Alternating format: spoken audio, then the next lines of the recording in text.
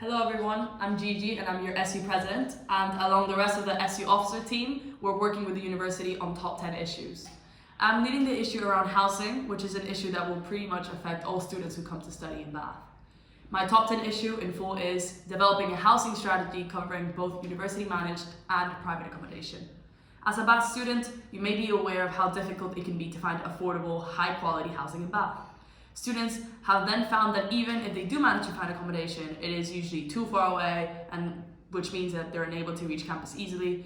And we really do believe that the university should be held accountable for the living situation of all of its students.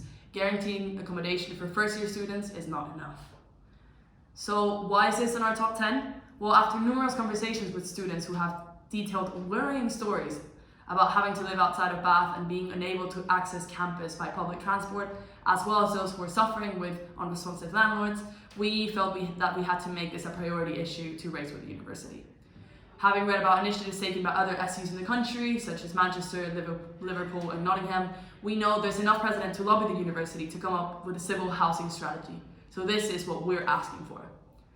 We know a comprehensive strategy might take a little longer than our time in office to achieve. However, we expect to see the initial research for it as well as the commitments to stick to a real timeline on its creation.